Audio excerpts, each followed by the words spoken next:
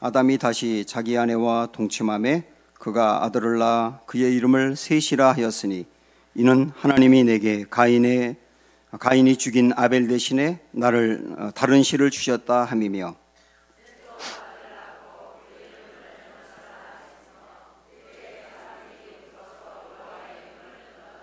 이것은 아담의 계보를 적은 책이니라.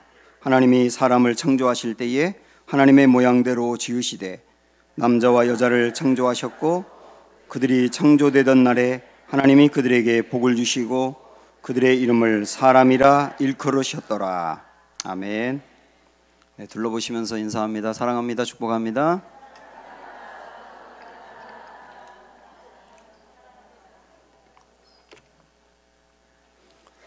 아마도 지난 한 주일 동안 여러분들은 격렬한 싸움을 하셨을 겁니다.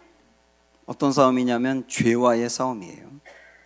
죄는 매일 우리를 넘어뜨리기 위해서 유혹하고 공격하기 때문에 이 싸움을 해야 합니다. 어떤 경우는 성적인 범죄, 또 험담, 그리고 분노, 그리고 도둑질 등과 같은 겉으로 드러나는 죄가 있는 것뿐만 아니라 어떤 경우는 마음속에 미움이라든지 시기라든지 우상숭배, 그런 것들과도 계속 싸워가야 됩니다.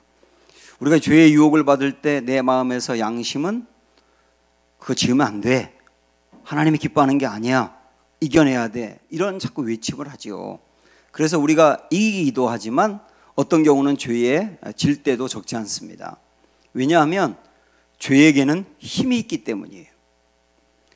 여러분 한번 도미노 게임 생각을 해볼까요? 도미노 게임 할 때 하나 이렇게 막대기들을 쭉 세워놓는데 하나만 툭 건드리면 그 하나가 원인이 돼서 다른 것까지 다 이어져서 넘어지는 것을 보지 않습니까? 이처럼 죄라고 하는 것도 영향력과 힘이 있어서 우리가 한 번 어떤 죄를 짓고 나면 한 번으로 끝나는 것이 아니고 한 번 짓는 게 어렵지, 한 번 짓고 나면 그 다음 두 번, 세 번, 네 번 짓는 것은 쉬워져요. 죄의 힘이 있기 때문입니다. 어떤 경우는 그 부모의 죄가 자녀대로 이어져서 아주 비슷한 죄를 짓는 어이없는 일도 보는데 그 죄가 영향력이 있기 때문에 그렇습니다. 항상 그런 건 아니지만 그럴 수도 있거든요. 어떤 사람은 겉으로 보면 정말 선량해 보이고 주변 사람들로부터도 좋은 평가를 받고 있는데 정말 엄청난 죄를 짓는 경우도 보지 않습니까? 또 어떤 사람은 이렇게 말합니다. 나는 다른 건 몰라도 돈에 대해서만은 넘어지지 않을 자신이 있어요. 그렇게 말하지만 그 사람도 어떤 여건과 상황이 되면 검은 돈에 손을 대는 그런 일도 벌어지게 됩니다. 우리도 다 그런 위기 속에 있는 거예요. 왜냐하면 죄는 힘이 있기 때문입니다.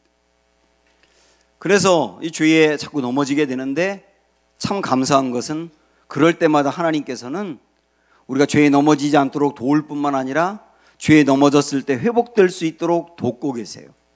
그걸 보여주는 게 가인의 이야기입니다.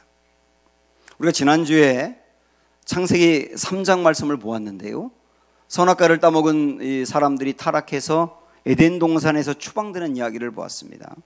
그런데 4장으로 넘어오면 추방되었던 사람들이 회복이 돼서 하나님의 은혜 안에서 아이를 낳습니다. 그 두 아들을 낳고 하나님이 주셨다고 감사하는 장면으로 새롭게 시작을 합니다.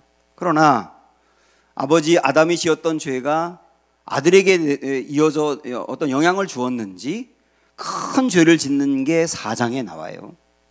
두 아들이 하나님께 제사를 드렸는데 아담은 원래 농사를 짓는 사람이었기 때문에 농사 짓고 난 다음에 곡물로 제사를 드렸고, 동생 아벨은 양을 기르는 사람이었기 때문에 양 새끼와 기름으로 제사를 드렸어요. 그런데 하나님이 형의 제사는 받지 않고 동생 것만 받은 겁니다. 여기서 우리는 왜 하나님이 가인의 제사를 받지 않았는가 그 생각을 하고 넘어가야 되는데, 어떤 사람들은 하나님은 피의 제사를 좋아하기 때문에 양을 잡아 드린 것, 그것을 기뻐해서 동생 것을 받았다 이렇게 말씀하기도 하는데요, 그렇지는 않습니다. 하나님은 피의 제사를 좋아하시기도 하지만 곡물로 제물을 드리는 것도 좋아하세요. 그리고 곡물로 제물을 드리는 건 뭐 농사를 지은 사람에게 당연한 일 아닙니까? 그래서 제물의 내용 때문에 받고 안 받고가 결정되는 게 아닙니다. 왜 그랬을까? 여기 아주 중요한 게 있어요. 우리도 예배를 드리는데 하나님이 어떤 경우는 안 받을 수 있기 때문에. 왜 하나님이 안 받으셨냐? 하나님이 받지 않았을 때 가인의 얼굴이 안색이 변했다 그러면서 하나님께 막 분노했다고 나오거든요. 그때 하나님이 하셨던 말씀 중에 왜 받지 않았는지 힌트가 있어요. 7절 보십시오. 내가 선을 행하면 어찌 낯을 들지 못하겠느냐? 선을 행하지 아니하면 죄가 문에 엎드려 있느니라. 여기 힌트가 있다고요. 이거를 조금 더 잘 이해하기 위해서 새번역 성경으로 다시 보시면 내가 올바른 일을 하였다면 어찌하여 얼굴빛이 달라지느냐? 내가 올바르지 못한 일을 하였으니 죄가 너의 문에 도사리고 앉아서 너를 지배하려고 한다. 여기서 하나님이 왜 가인의 제사를 안 받았는지 나와 있어요. 왜냐하면 가인은 이 제사 자체는 정성을 다해서 드렸을지 몰라요. 그러나 평소 그의 삶이 올바르지 않았다는 겁니다. 평소 그의 삶은 올바르지 않고 하나님 앞에서 아주 많은 죄를 지었는데 예배 하나 잘 드렸다고 그 예배를 하나님이 받는 건 아니라는 뜻이에요. 그래서 여기 이 말씀 여러분 잘 보시면 맨 뒷부분에 죄가 너의 문에 도사리고 앉아서 너를 지배하려고 한다. 그 말은 뭐냐면 거듭거듭 죄를 짓고 있는 가인 앞에 죄가 마치 이렇게 도사리고 앉아서 다시 가인을 넘어뜨리려고 벼르고 있는 그런 모습으로 말씀하고 있지 않습니까? 그러니까 가인의 평소의 삶이 엉망이었다는 뜻이에요. 그래서 하나님은 그의 제사를 받지 않은 겁니다. 여기서 가만히 생각을 해보니까 하나님이 가인의 제사를 받지 않은 게 은혜입니다. 왜냐하면 가인의 제사를 받지 않으심으로 가인이 자기를 들여다볼 수 있는 기회를 얻은 거예요. 만약에 가인이 평소의 삶이 엉망인데도 이 제사를 하나님이 덥석덥석 다 받으셨다면 가인은 자기의 문제가 뭔지를 깨닫지 못하는 거예요. 근데 하나님이 받지 않음으로 자기를 들여다보고 회개할 수 있는 기회가 생겼다는 뜻입니다. 저도 가만히 이제 생각을 해보니까 제 인생에 제 자신을 깊이 들여다보면서 숙고하고 나의 문제가 무엇인지를 살펴보고 회개하고 변화되었던 때가 언젠가 하고 생각해 봤더니 제가 무척 잘 나갈 때가 아니고요. 제 인생이 정말 힘들고 어려울 때, 제가 사람들로부터 거절을 당할 때, 제 인생이 바닥을 칠 때, 그래서 처절하게 아플 때, 그때 저를 들여다봤더라고요. 아, 내 문제가 이런 거구나. 내 성품의 문제가 이런 거고 내 신앙의 문제가 이런 거구나 하고 저를 살펴보며 거기서 회개하며 변화의 기회를 얻었더라고요. 그때는 힘들었지만 지나고 나니 그게 은혜였더라고요. 가인도 하나님이 제사를 받지 않는 것을 기회로 삼았어야 돼요. 우리도 마찬가지입니다. 그러나 가인은 하나님이 이 기회를 주었는데 그 기회를 받아들이지 않았어요. 그래서 하나님이 이 가인을 보니까 위태위태한 겁니다. 그래서 7절 뒷부분에 보면 이렇게 또 경고의 말씀을 하십니다. 죄가 너를 원하나 너는 죄를 다스릴지니라. 죄가 너를 넘어뜨리려고 지금보다도 더 큰 죄를 지켜야 하려고 벼르고 있는데 너 죄를 다스려야 돼. 죄를 다스리지 않으면 이전에 지었던 것보다 훨씬 큰 죄도 지을 수가 있어. 하나님은 그걸 보게 하신 거예요. 여기서 너는 죄를 다스릴지니라, 그 말은 다르게 말하면 마음을 다스리라는 뜻이에요. 우리는 죄를 다스릴 수 없습니다. 죄를 짓게 하는 마음을 다스려야 되는 거예요. 지금 가인은 평상시에 많은 죄를 져요. 하나님이 제사를 받지 않았을 때 얼굴이 울그락불그락 하면서 하나님께 화를 내요.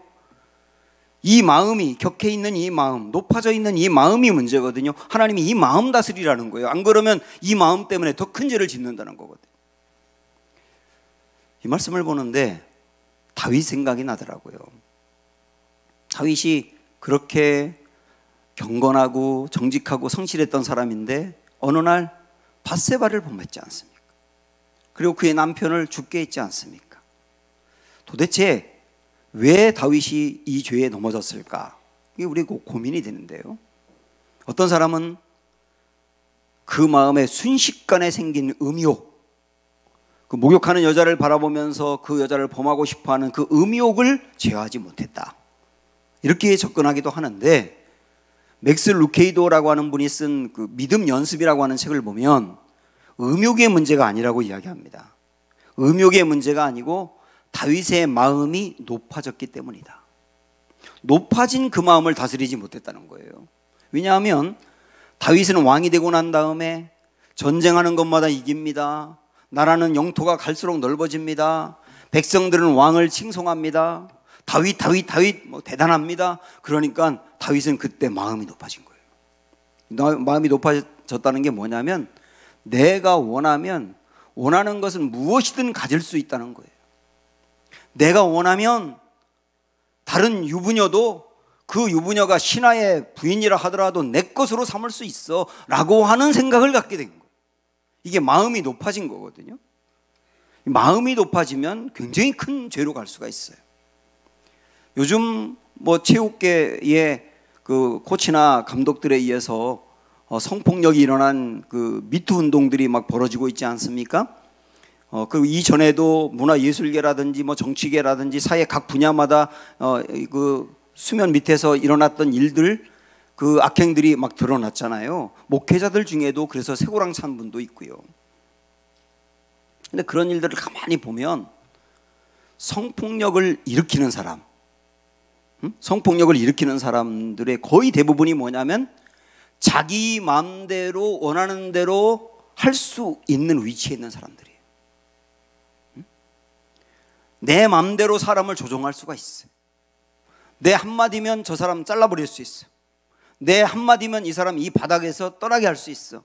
그래서 사람들을 묶고 자기 마음대로 주관할 수 있다고 할 때 그 성폭력 단계까지 간 거예요. 그래서 이 마음이 높아진 게 얼마나 위험한지 모릅니다.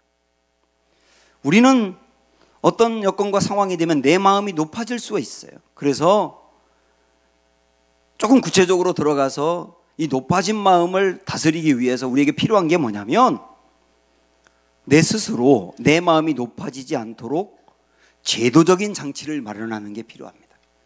예를 들어서요, 어떤 돈을 내 마음대로 이렇게 저렇게 쓸 수 있는 위치에 있는 분들을 굉장히 위험하거든요. 그런 분들은 자기 스스로 내가 내 마음대로 손을 댈 수 없을 정도로 틈이 생기지 않도록 제도적으로 장치를 마련하는 거예요. 그래서 내 마음대로 못하게 만드는 겁니다. 어떤 목사님은 사무실을 다 벽을 유리로 만들었어요. 밖에서 다 보이게, 목사님의 일거수일투족이 전부 다 보이게. 그렇게 함으로 말미암아 당신 스스로를 잘 다스리는 거예요. 어떤 분은 내 마음에 어떤 그 유혹이 생기고 죄가 막 끌어오를 때 그때 사람들에게 고백을 합니다. 고백을 함으로 말미암아 그가 나를 또 지켜주게 만들어요. 이런 일들이 내 마음이 높아지지 않고 죄에 넘어지지 않도록 제도적인 장치를 마련하는 겁니다. 왜냐하면 죄는 무서운 힘이 있으니까요. 그래서 우리 주님은 가인에게 내 마음을 다스려라. 너 지금 굉장히 위험하다. 내 마음이 높아졌는데 이 마음 다스리지 못하면 지금 지은 죄와는 비교할 수 없는 죄를 지을 수도 있어. 너 마음 다스려야 돼. 그렇게 말씀하신 거잖아요. 그런데 안타깝게도 가인은 그 마음을 다스리지 못하고 동생을 죽여버렸어요. 아담과 하와를 노리고 있다가 선악과를 따먹게 한 그 사단이 이번에는 그의 아들 가인이 동생을 죽이는 죄를 범하도록 부추겼던 겁니다. 주님은 가인이 죄의 유혹을 받을 때는 경고하시면서 너 죄를 다스려야 돼 하고 그를 보호하려고 했어요. 그러나 죄에 넘어졌지 않습니까? 그러나 이때도 우리 주님은 내가 그렇게 얘기했는데도 내가 죄를 지었구나 하고 이제 너는 틀렸다, 너는 끝났다 하고 버린 게 아니고 동생을 죽이는 엄청난 죄를 지었는데도 불구하고 하나님이 그를 찾아가세요. 아담이 죄를 짓고 나무 뒤에 숨어 있을 때 찾아가서 아담아 내가 어디 있느냐라고 말씀하신 그 하나님은 이번에도 동생을 죽이고 험악한 죄를 지은 가인을 찾아가셔서 그에게도 또 이렇게 물으십니다. 여호와께서 가인에게 이르시되 내 아우 아벨이 어디 있느냐? 내 아우 아벨이 어디 있느냐? 여러분, 이렇게 하나님 물으신 것은요, 회개의 기회를 주는 거예요. 죄를 짓기 전에는 죄에 넘어지지 않도록 하나님이 말씀을 주셨고, 그럼에도 불구하고 죄에 넘어졌을 때는 또다시 찾아가셔서 회개할 기회를 주시는 거라고요. 하나님은 참 이 놀라운 사랑을 갖고 계세요. 사람들이 볼 때는 동생을 죽였기 때문에 이제는 저 녀석은 부모도 사랑할 수 없는 녀석이다라고 생각할 수 있을지 몰라도, 사람들은 다 버려도 우리 하나님은 절대로 버리지 않으시는 거예요. 가인을 버리지 않고 찾아가서 회개의 기회를 주신다.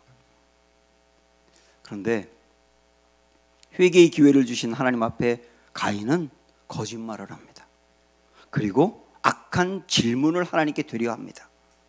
그 다음 말씀 보시면 그가 이르되 내가 알지 못합니다. 그리고 내가 내 아우를 지키는 자입니까?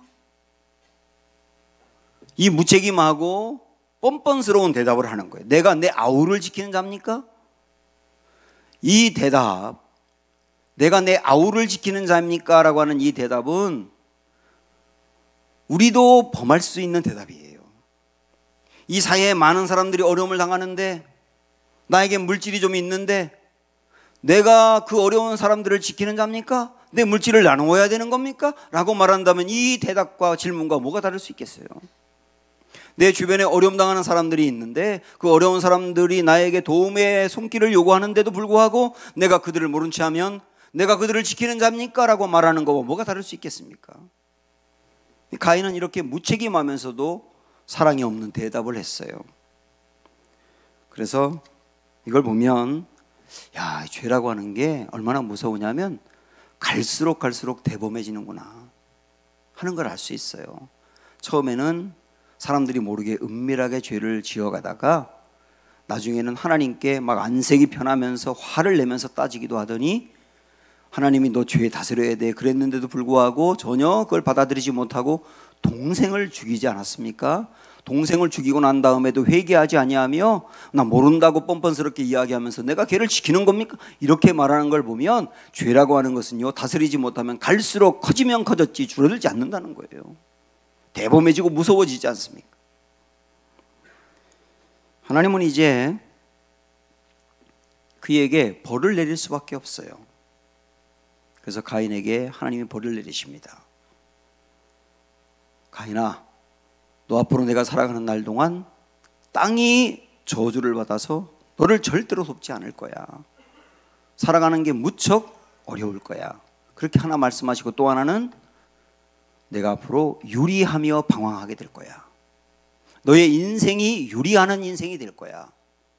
하나님이 그렇게 벌을 내리셨어요. 자, 그러면 이때 자기에게 가인에게 하나님이 이 벌을 내렸을 때 우리 상식적으로 알잖아요. 어떻게 해야 될지. 그런데 가인이 하는 대답을 들어보세요. 가인이 여호와께 아뢰되 내 죄벌이 지기가 너무 무거우니이다. 하나님, 너무 가혹해요. 너무 무거워요. 감당할 수 없어요. 그러면서 도리어 하나님에게 화를 내며 따지는 거예요. 제가 가인 옆에 있다면 귀샤대기를 한 대 때리고 싶어요. 지금요, 가인은 자기 자신이 아픈 걸 바라보면 안 돼요. 지금 뭘 바라봐야 되느냐면 자기가 얼마나 큰 잘못을 범해서 얼마나 많은 사람을 아프게 했는지를 봐야 된다고요. 자기가 동생을 죽이는 죄로 말미암아 하나님의 마음은 얼마나 아픈지를 봐야 되고, 그리고 무엇보다 부모님들이 얼마나 엄청난 상처를 입었는지를 봐야 된다고요. 동생을 죽였잖아요. 형이 동생을. 그걸 보면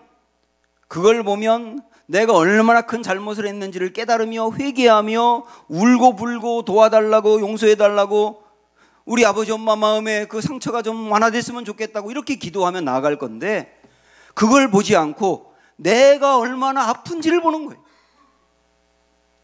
이 벌 때문에 내가 얼마나 아픈지 거기에 온통 초점이 있다 보니까 변화될 기미가 보이지 않는 거예요. 사람들이 그럴 수 있어요.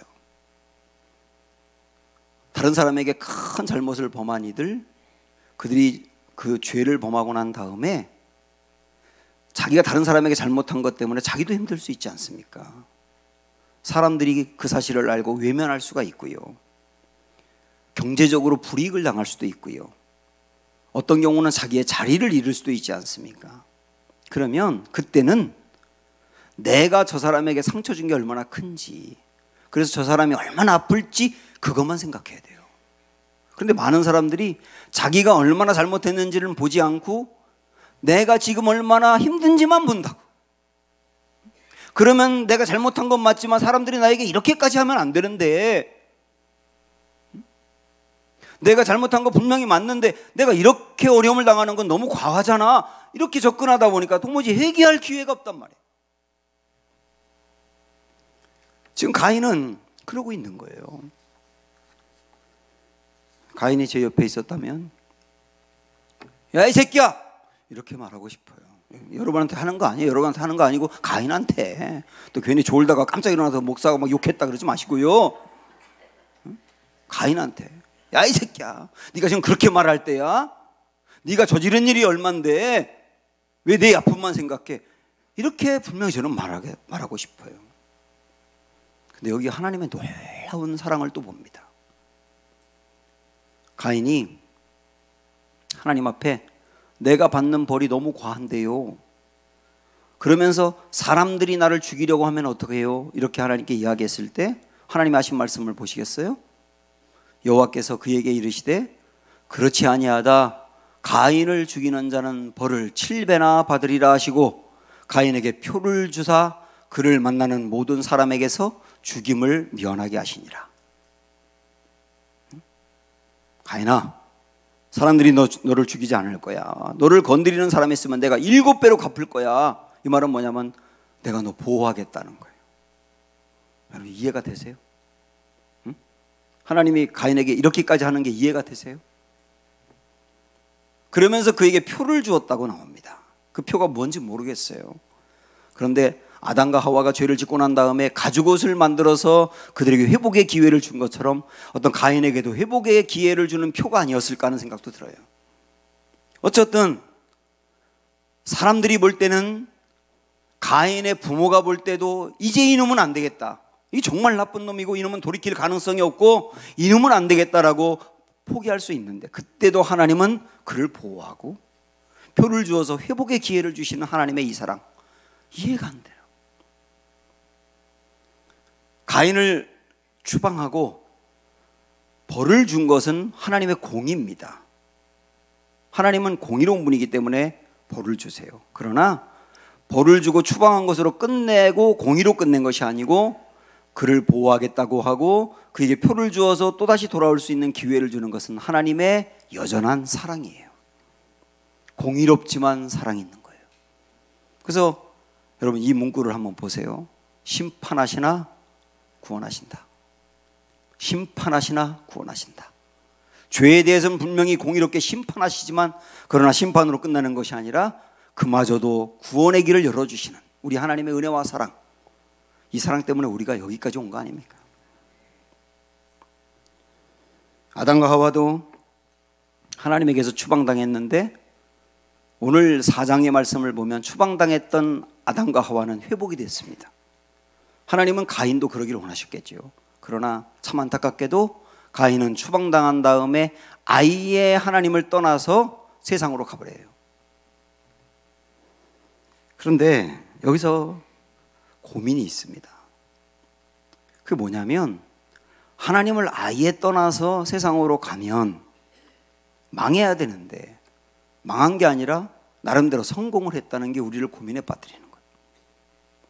말씀 보시면 가인이 여호와 앞을 떠나서 에덴 동쪽 놋 땅에 거주하더니 아내와 동침함에 그가 임신하여 에녹을 낳은지라 가인이 성을 쌓고 그의 아들의 이름으로 성을 이름하여 에녹이라 했다, 이렇게 나오거든요. 성을 쌓았대요. 가인이 성을 쌓았다는 말은 돈이 많았다는 뜻입니다. 돈이 많아야 성을 쌓지요. 하나님을 떠났는데, 회개하지 않고 떠났는데 쫄딱 망해야 이게 맞는 것 같은데 그가 돈을 많이 벌어서 성을 쌓았다고요. 그러면 성공한 거잖아요. 그런데 우리는 그 이면을 볼 수 있어야 합니다. 겉으로 보기에는 성을 쌓아서 부유해지고 성공한 것 같지만 그 이면을 볼 수 있어야 된다고요. 그게 뭐냐면, 왜 성을 쌓았겠느냐? 불안하니까 쌓았을 거다. 왜 성을 쌓았겠느냐? 두려우니까 쌓았을 거다. 다른 사람이 자기를 해할 것만 같아서 두려우니까 자기 스스로 자기를 방어하겠다고 성을 쌓은 거예요. 아이를 낳았다고 했지 않습니까? 그 아이를 누가 해칠까 봐 나와 내 가족을 보호하겠어, 내 아이를 내가 보호하겠어, 내가 보호하겠다고 쌓은 게 성이란 말이에요. 하나님을 떠나니까 하나님의 보호를 받을 수 없잖아요. 하나님의 보호를 받을 수 없으니까 자기가 자기를 보호해야 되잖아요. 그래서 성을 쌓았다고요.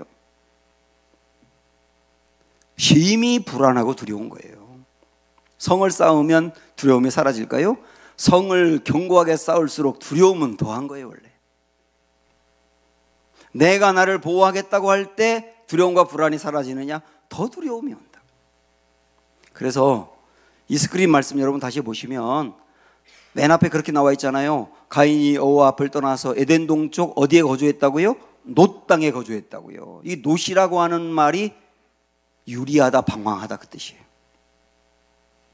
그러니까 가인이 놋 땅에 거주했다는 것을 통하여 하나님을 떠나고 자기 나름대로 자기를 보호하려고 성을 쌓았지만 그의 인생은 유리하고 방황했다는 것을 말씀하는 거예요.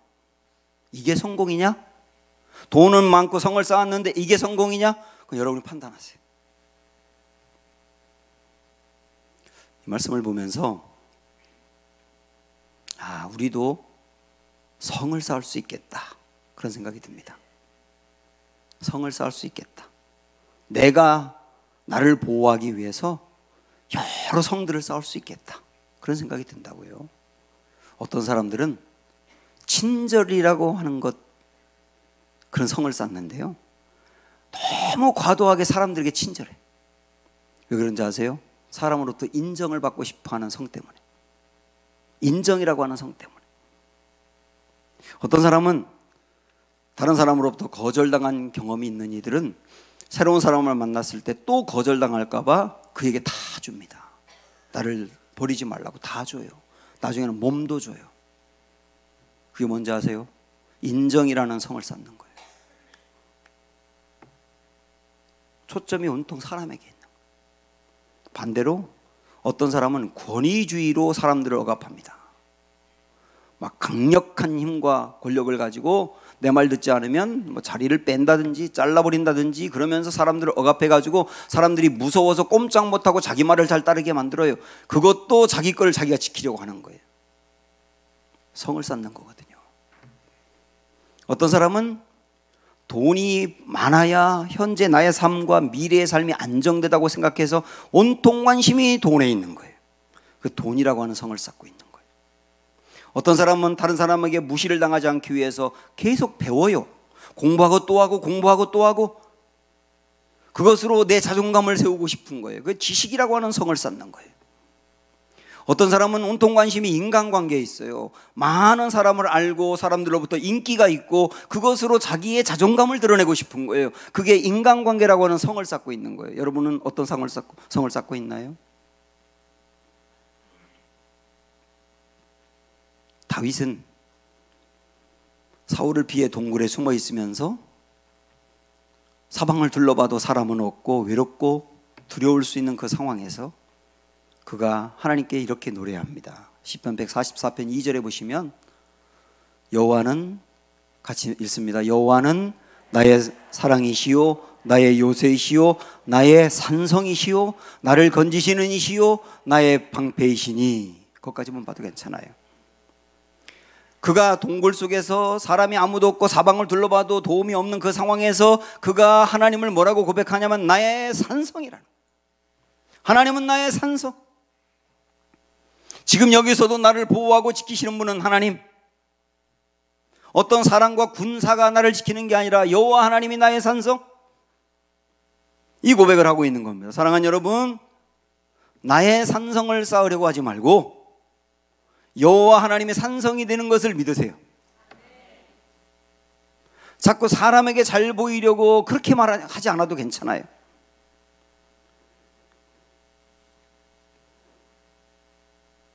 물론 하나님이 나의 산성이 되더라도 두려움이 있을 수 있습니다만은 그 두려움은 이길 만한 힘을 얻게 돼요.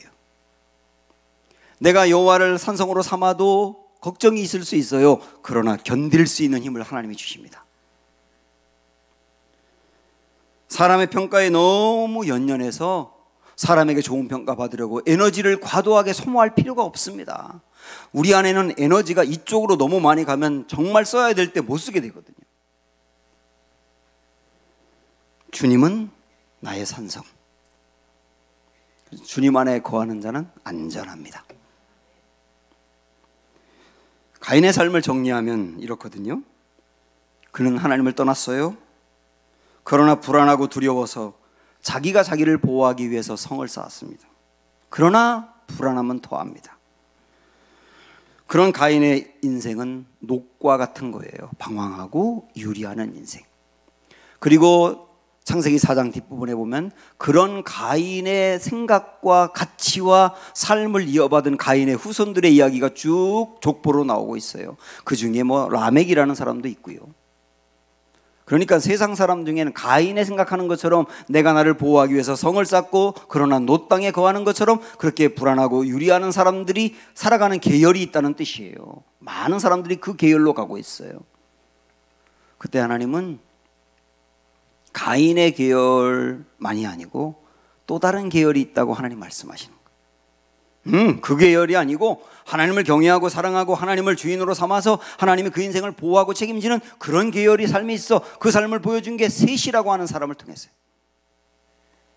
25절 보시면 아담이 다시 자기 아내와 동침하매 그가 아들을 낳아 그의 이름을 셋이라 하였으니 이는 하나님이 내게 가인이 죽인 아벨 대신에 다른 씨를 주셨다 함이며 셋이라고 하는 아들을 다시 주신 겁니다. 그 집안에 이 셋은 가인의 계열과 달라요. 무엇을 보면 알 수 있냐면 그 다음 26절 보시면 셋도 아들을 낳고 그의 이름을 에노스라 하였으며 그때의 사람들이 비로소 어떻게 했다고요? 여호와의 이름을 불렀다고요. 비로소 여호와의 이름을 불렀다라고 하는 말은 그전엔 여호와의 이름을 몰랐다는 말이 아니라 진지하게 하나님을 찾기 시작했다는 뜻이에요. 진지하게 예배를 똑바로 드리며 진지하게 그들의 신앙이 하나님을 바라보고 하나님을 의지하게 되었다는 뜻입니다. 언제? 에노스라는 사람이 나온 순간부터. 그러면 왜 그랬을까요? 에노스라는 사람의 이름에 의미가 있는 거예요. 그 에노스의 이름은 사람인데, 에노스는 사람인데 어떤 사람이냐면 연약한 사람, 죽을 수밖에 없는 사람이거든요. 사람은 사람인데 연약한 사람, 죽을 수밖에 없는 사람. 사람들은 우리 사람이라는 것은 연약해, 죽을 수밖에 없어 라고 하는 것을 드디어 마음으로 받아들이면서 하나님을 진지하게 찾기 시작했다는 거예요. 내가 사람이구나, 나는 사람에 불과하구나, 나는 연약한 존재이고 언젠가는 죽을 수밖에 없는 존재이기에 하나님의 도움이 아니고 하나님의 은혜가 아니면 살 수 없는 존재야 라고 하는 것을 깨닫는 순간부터 하나님을 진지하게 찾기 시작했단 말이에요.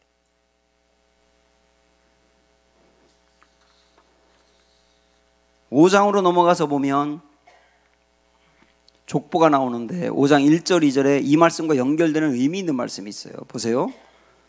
이것은 아담의 계보를 적은 책이니라. 하나님이 사람을 창조하실 때에 하나님의 모양대로 지으시되 남자와 여자를 하셨고 그들이 창조되던 날에 하나님이 그들에게 복을 주시고 그들의 이름을 사람이라 일컬었다. 이렇게 나옵니다. 하나님이 사람을 만들고 너 사람이야 이렇게 강조하셨다는 거예요. 너 뭐라고요? 사람이야. 사람이라는 것은 두 가지 여기 의미가 있는데, 하나는 너 연약하고 죽을 수밖에 없는 존재인 걸 알아야 돼. 너 사람이야 이런 의미도 있고요. 또 하나는 뭐냐면 너 연약하고 죽을 수밖에 없는 존재지만 그러나 하나님의 형상대로 만든 존귀한 사람이야. 이 둘 다 알라는 거예요. 이 둘 다. 그래서 이 말씀에 보면 맨 끝에 그들의 이름을 사람이라 일컬었다고 하면서 그 앞에 뭐라고 나오느냐면 복을 주시고라고 나와요. 이 말은 무슨 의미입니까? 내가 진짜 사람이라는 것을 깨닫는 순간이 그게 복이라는 거예요.